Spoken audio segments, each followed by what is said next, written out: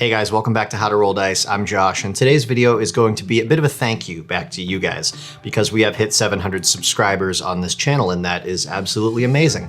It's definitely starting to pick up pace as far as how quickly the channel is growing. I can see that, and I'm really enjoying it. I've really been enjoying making videos, even the times where I've felt like I've struggled to get a review out because my creative style just isn't working for me, or I'm fumbling words and I've had to refilm the thing like 15 times. When I finally get it out and you guys get to see it, and I can see that people are enjoying it and commenting on it, and numerous times I've gotten mentions that people have gone out and picked up a game specifically because I gave it a high rating.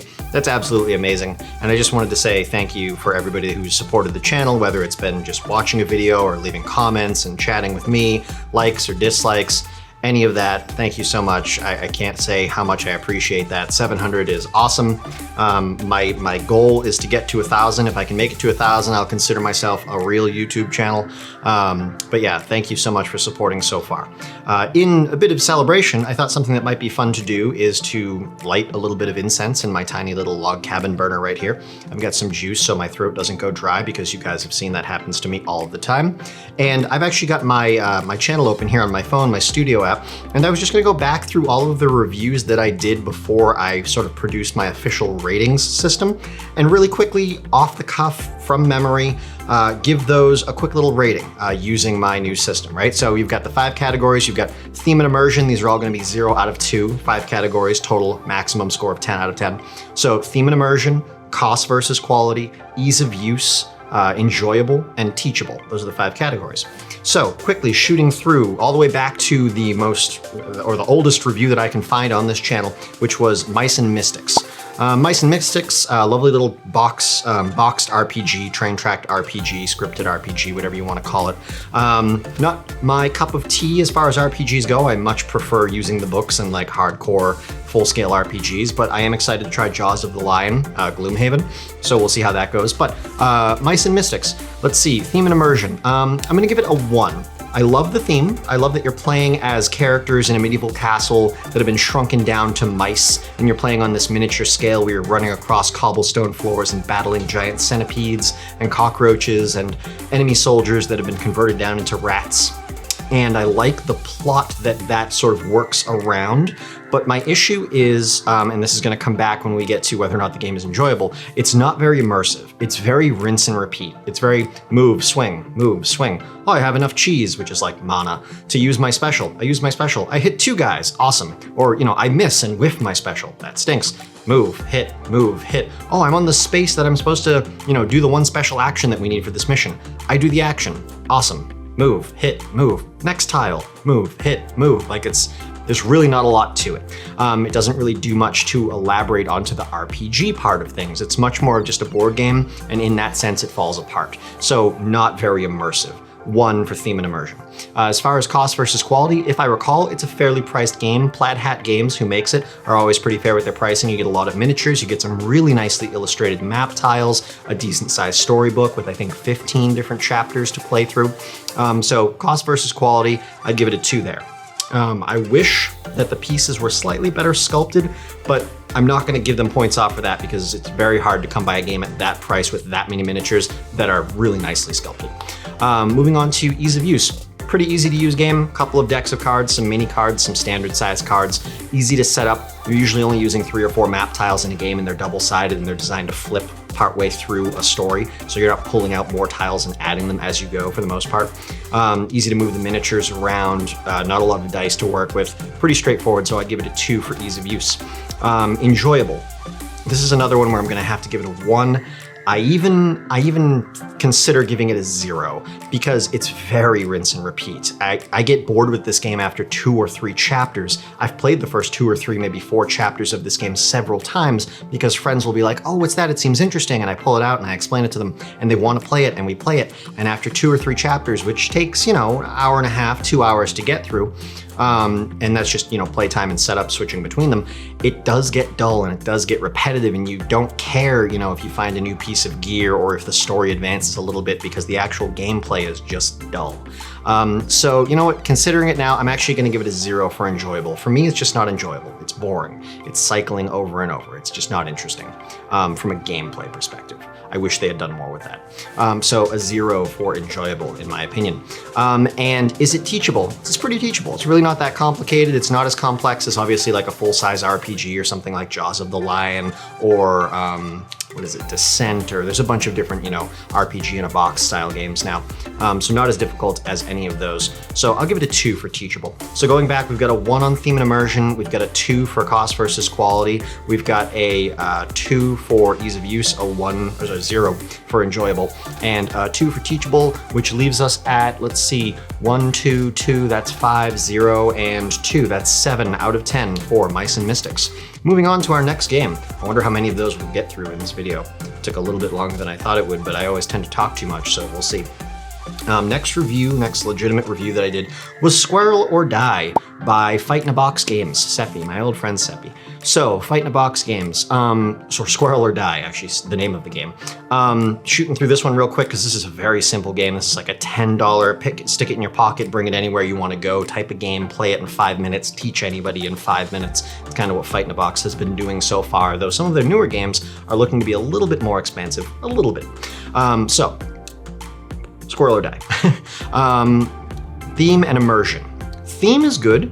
You're playing as a squirrel who's attempting to gain as much food as possible while avoiding things that will kill you for the oncoming winter. Immersion, no, not really. It's a very basic memory style card game where you and your friends are actually randomizing the cards throughout the first half of a game and then pulling cards at random through the second half of the game, trying to remember where the dangerous things are, keeping in mind that only you or you only placed about a third of the cards. The other cards were placed by your opponents. So they know where they place dangerous stuff, but they don't know where you or maybe the other player, 3-player game, plays the dangerous stuff. Actually, it's 2 to 4, I want to say. So theme, cool. Immersive, not really. So we'll give it a 1 there. Cost versus quality, it's a $10 game. You're not going to beat that anywhere. Solid 2. Ease of use, very easy to use. It's a card game. Anybody can play it. You can play it on a small space. You can play it on a coffee table, on a work break, while you're in the office. Super straightforward. So a 2 for ease of use. Is it enjoyable? I'd say it's enjoyable. I don't think you're going to be overly thrilled about playing the game. If you have the right group of people and they're making it fun by having a good time with it, it's going to be fun. But it's not going to, if you're in a slump and you're feeling kind of like, I really want to do something that's like, you know, going to wake me up and be really interesting, it's not going to do that for you. So I'd give it a 1 for enjoyable. There's really nothing to dislike about it, but it's a little simple. And then teachable, very teachable. 5 minutes or less to teach the game to a group. So going back through the list, for theme and immersion, we've got a 1. For cost versus quality, we've got a 2, so we're at 3.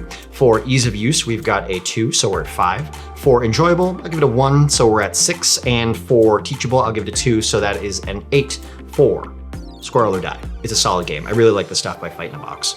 Moving on, we have, and if you want to watch any of these reviews, they're still up on my channel. Feel free to go back and take a look at them. I'm getting wafted in smoke here, trying to be atmospheric for you guys.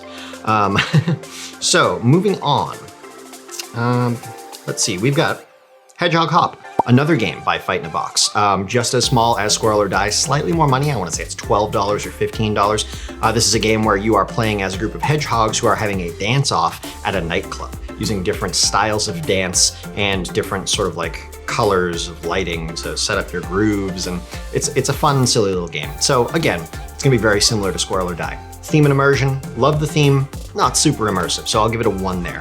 Cost versus quality, it costs like 12 bucks, you're not gonna beat that, so solid 2 there. Ease of use, very easy to use game. Really nothing to argue about there. Like I said, it's a small box deck of cards. It's actually, you guys can't see it, they're both right here. I'll pop them down for you. Here's Squirrel or Die, and here's Hedgehog Hop. Very small, stick them in your pocket style games. So for ease of use, I'll give it a 2. Yep.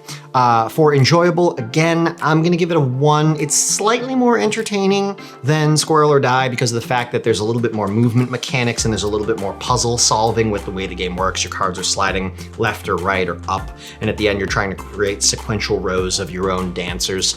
So a little bit better there, but still it's nothing that's gonna enthrall you. So I'll give it a 1 for enjoyable. And then teachable, very teachable, under 5 minutes for the teach on that one. So looking back, we've got a 1 for theme and immersion, A 2 for cost versus quality, that's a 3. 2 for ease of use, that's a 5. A 1 for enjoyable, that's a 6. And a 2 for teachable, that is an 8. So solid score there for our second game from Fight in a Box, Hedgehog Hop.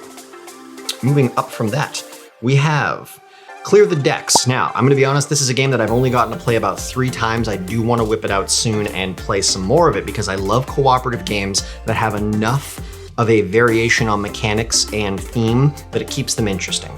I will one day, I've put off doing this review for a while, I will one day do my review on Sentinels of the Multiverse, which I own quite a bit of. It's right over here. That's actually like every expansion for heroes and every expansion for villains in those 2 boxes, other than some promo cards that I haven't found yet. So I love that game until I've played it about 3 times, and then I don't want to play it for about 3 months because for me it gets very rinse and repeat and dry. I'm sure there are ways to make it more interesting. I haven't come across them yet, or I don't enjoy the game enough to put the effort into making them happen. With Clear the Deck, which is a cooperative ship or tall ship game based in the, I want to say, mid-1800s, where you're playing on, like a schooner and you're battling against another enemy ship, and you and your teammates are working together to arm the cannons and work different size shot into different size cannons and deal with mariners that are coming on board and trying to storm your ship. And it's all got a semi-historically accurate vibe to it. I liked that game a lot the few times that I got to play it. I really enjoyed it. It's actually a very small indie game that I picked up at Captain Con a couple years back, and the creator was there. I think he said he came up from New Jersey. It was a whole, made the whole thing in his garage type of situation, and I really enjoyed the game.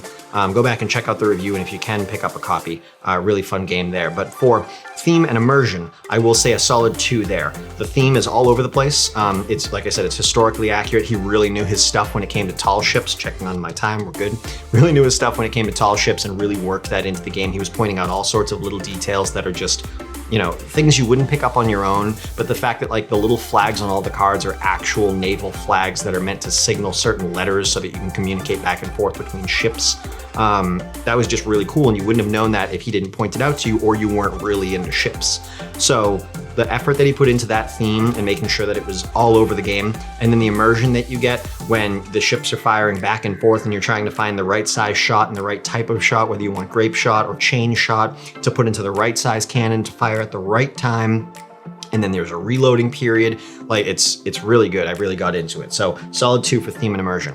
Cost versus quality, I don't remember the exact price of the game, but it was very fair. Granted, I picked up some promo stuff when I bought it, like these nice neoprene player mats, but it's a very fairly priced game. It's got cards, it's got boards, it's got different playing sizes and different levels of difficulty because you can change the size of the enemy ship that you're fighting against, basically changing the number of masts that it has, so the overall size of the ship. And obviously you can add in some of the advanced cards that come with the game. There's a lot that you can do. So solid 2 for cost versus quality. Ease of use, very easy to use game. You're basically gonna lay the enemy ship out in the middle of the board and then you and the other players sit around it. Very easy to work through, not very complicated to set up or interact with the pieces. So I'll give it a 2 there. Moving on to enjoyable. I found it very enjoyable, but I could see how some people, if they weren't into the theme, wouldn't find it as enjoyable. I'm gonna give it a 1 there because it kind of has to be your cup of tea thematically for you to actually enjoy the mechanics of the game, the way that cards and different mechanics interact with each other. You might find boring if you aren't into what's going on. So I'll give it a 1 there. I'd love to give it a 2, but I'll give it a 1. So I think so far we're at, we're almost at a 10 out of 10. We're on track for a 9 here. And then teachable, it does have a little bit of a learning curve to it just to get the patterns of the steps right. So you have what the ship does in response to each player taking their actions, and then players can kind of hand cards off to each other, but there's a limit to how often you can do that and how you can do that. So there's a little bit to learn, but it's really not that complicated in the grand scale of gaming. So a 2 for theme and immersion, a 2 for cost versus quality, a 2 for ease of use, a 1 for enjoyable, only because it might not be your thing, and then a 1 for teachable. So we actually have an 8 out of 10 for Clear the Decks. And you can see I kind of like games. I don't often rate games low. There are a few games that I wouldn't rate very high. Sentinels of the Multiverse might be one of them. Root was another one. If you haven't come across that review yet, people don't really like it because I don't really like it, and it's a very popular game. Another one might be Time Stories. That's a game I really want to get into, but it's going to take a while to go over because I have like 7 or 8 expansions for it. And it's a big game. But I don't really like to review games poorly. For the most part, I just enjoy games, and I try to convey that honestly to you. If there's something that I think people might not like about a game, I try to let you know about it, even if it's something that I like. But for the most part, I'm not a really strategical, analytical, like crunchy, grinding down into the mechanics of a game kind of player. I'm a gaming is fun. This is a fun theme. This game has some fun mechanics, and I'm going to have some fun playing it. I'm not going to just like, grit my teeth and grind through it and be as aggressive as possible. And if I don't win, then we have to play again because I think I have a better strategy and I can beat you this time. That's not what I'm going for. I'm going for, was it enjoyable? Did I have fun? Did my friends have fun? Do they want to play it again? That's what I'm going for. Was it a hassle to play, or was it fun to play? Was it worth the hassle if it was a hassle? Stuff like that. So moving on to our next review, we have Ramen Fury. So this is a cheap game that I picked up at Target. I want to say it costs about 15 bucks. Fun little card game with some additional components. It's somewhere up here. It's right up there. You guys can't see that. Just want to make sure I haven't lost it. So Ramen Fury, basically you and the other players are attempting to make the most delicious bowl of ramen the fastest. And I think the first player to consume 3 bowls of ramen wins. And so you're mixing different ingredients, and there's a certain order, or not an order, but there's a certain combination of ingredients that you have to have. You have to have a broth, you have to have a protein, and then there's bonus cards that you can get where if you build a certain type of ramen and then consume it, you get some bonus points at the end of the game. It's fun, it's quick, it's straightforward. So theme and immersion. Pretty thematic. I mean, it's a fun theme, making bowls of ramen. I could totally see somebody taking this idea and extrapolating it into like a complex Euro game where you're running a ramen shop and you're trying to manage your finances and your ingredients and your inventory and your customers and upgrading your restaurant and your staff. Like, I could totally see that. That might even already be a thing, and if it is, I need to find it and buy it. But this is very straightforward, simple game. The theme is great. Immersive, not so much. It's hard to be immersive with such a simple pocket-sized card game. There's just not enough there to really pull you in. So a 1 for theme and immersion. Cost versus quality, I think this was like a $15 game. It's, cards, a couple of extra components. It plays 2 to 4 people. You're gonna have a good time with it, if you need something on the fly, on a whim to just whip out and give it a try, or if you're trying to fill some time on a game night or just on a random hangout night and you happen to have it with you, it's gonna do great there. It's not gonna be anything that you plan for weeks ahead of time to fit in. It's not that type of game, but it's solid for what it is. So cost versus quality, I'll give it a 2. Ease of use, very easy to use. Like I said, it's basically just cards and a couple of additional components. I think they're actually the spoons that you use to, you can play spoons to undo moves or to scoop stuff out of somebody's bowl. There's like different options you can do with the spoon. But so yeah, basically it's a small card game. So ease of use, very straightforward. Don't need a lot of space, don't need a lot of bumping around or anything like that. So 2 for ease of use. Enjoyable.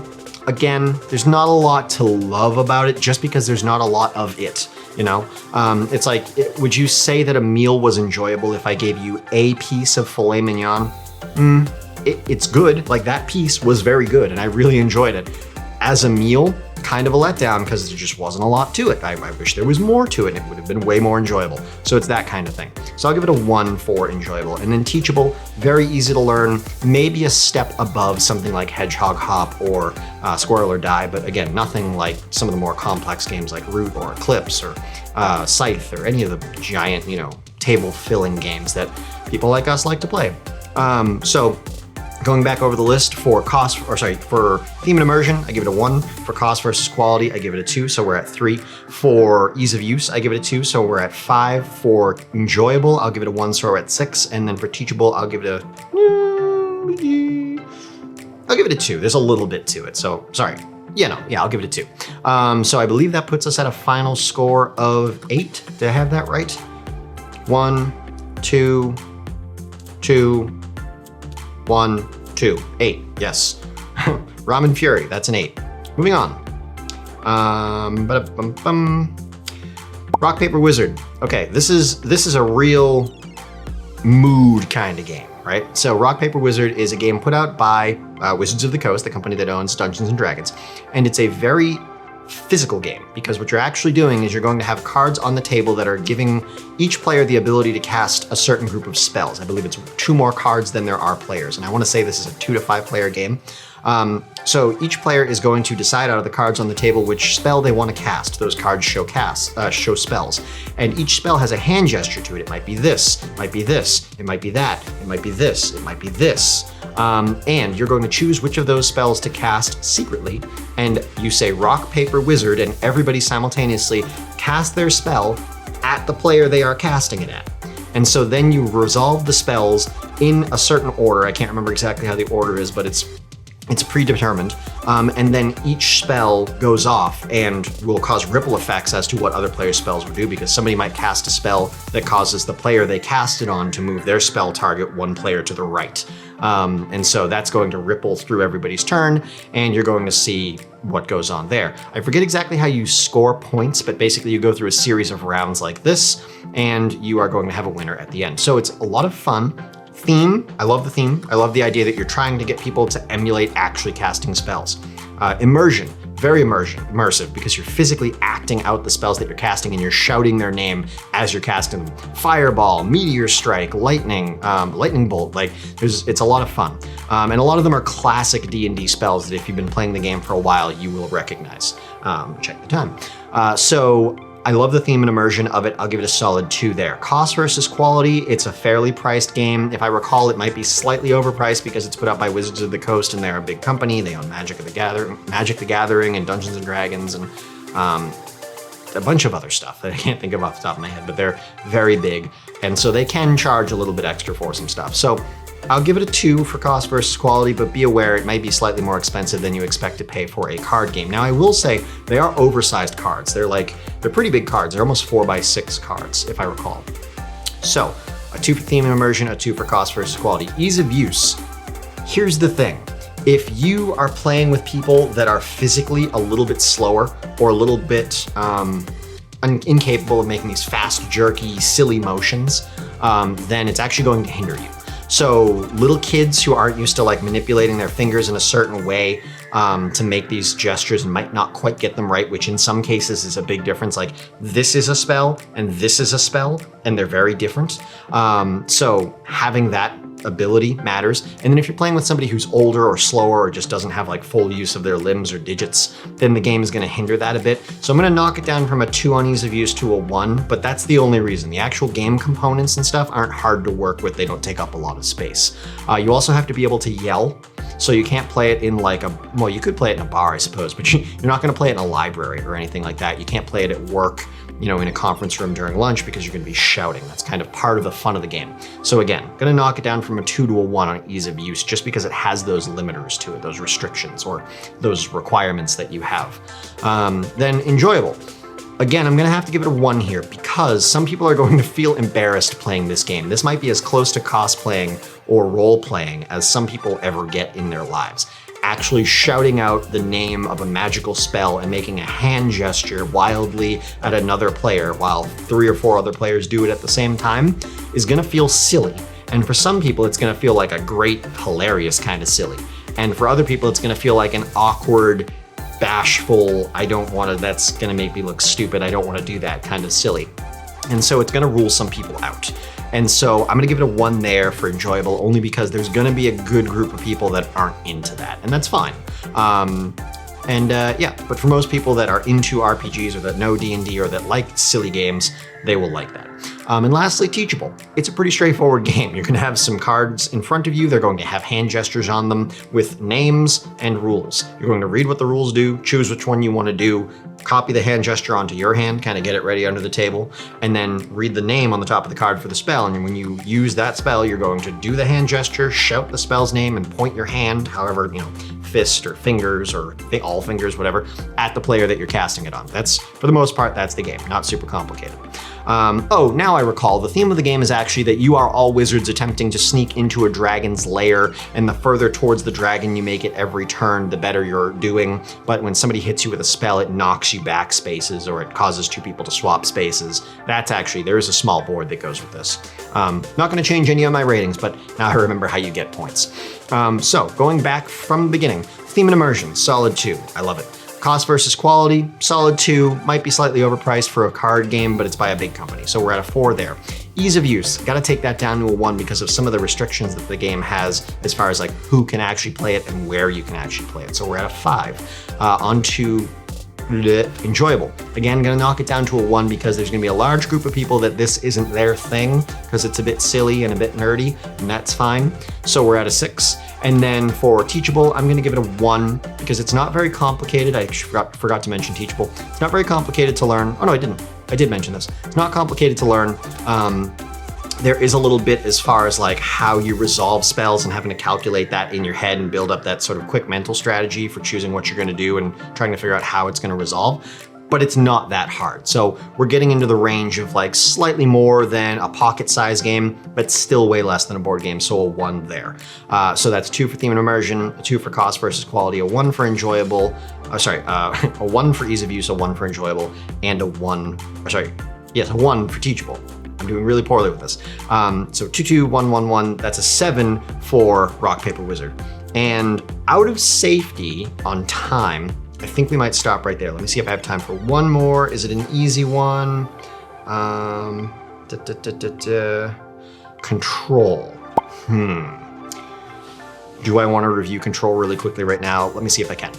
Control is a blackjack-esque sci-fi themed game for 2 or 3 players where those players are trying to escape from a out-of-time bubble that they have slipped into in their time machine by playing parts against each other. Those parts are cards, and they're attempting to get a specific score with cards that they've played, and those cards can be modified by abilities on the cards, because when you use a card, you can either play it and gain its number or its ability, or you can play it and discard it for an additional ability or an altered ability, and then there are some cards that just burn other cards for either you or the other players.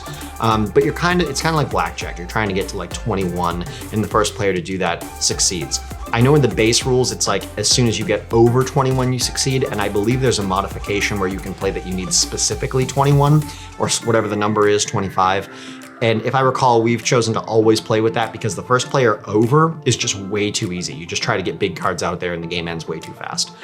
So that's the game. Really quickly, theme and immersion. The theme is fun, immersive, not so much. Also, I'm gonna take it back. The theme is a bit generic and overplayed and doesn't really work itself into the gameplay that much. So theme and immersion, I'm gonna give it a 0, which sounds harsh, but it's a good game. It's not a lot there. It's kind of just like you fell out of space-time and you're trying to get back into space-time, and the last player to get off the out of space-time bubble is stuck in space forever. Like that's it. It's been done a lot, and it's not done with a lot of finesse here. So we'll give it a 0 for theme and immersion. Again, it seems harsh, but I swear it's not. Cost versus quality, it's a fairly priced game. It's a card game. It's got some coins that come with it, not much to it, but fairly priced. So we'll give it a 2 for cost versus quality. Ease of use, very straightforward game. It's basically just cards and a couple of coins to mark victory points because you play over a couple of matches, and then it's like best 2 out of 3 wins. So ease of use, solid 2 there. Enjoyable. It is a bit of a head-to-head game, and you are going to be screwing with your players' cards by like deleting them and uninstalling them and throwing them away and undoing whatever their abilities were and canceling them as they play them. That can get frustrating for some people. So if you have somebody that's not into a head-to-head mood, or they don't deal with a head-to-head environment well, they get heated, they feel like they're getting ganged up on if you're playing a 3-player game, then it's not gonna work for them. So for enjoyable, I'm gonna give it a 1. I like it. I play with people that like it. I can think of people that wouldn't. So a 1 for enjoyable. And then teachable, very straightforward. You basically have 2 different colored cards that work in 2 different ways, and everybody's playing towards the same goal of reaching or exceeding a certain number of points. So very easy to teach. I'll give it a 2 for the teach there. So really quickly, theme and immersion, 0. Cost versus quality, 2. Ease of use, 2. Enjoyable, 1, so we're at a 5. And then teachable, 2, so we're at a 7. So I would give Control a 7 out of 10. That has been me trying to catch up on as many of my reviews as I can. I might do another one of these when I reach 800 followers, hint, hint, subscribers, I should say.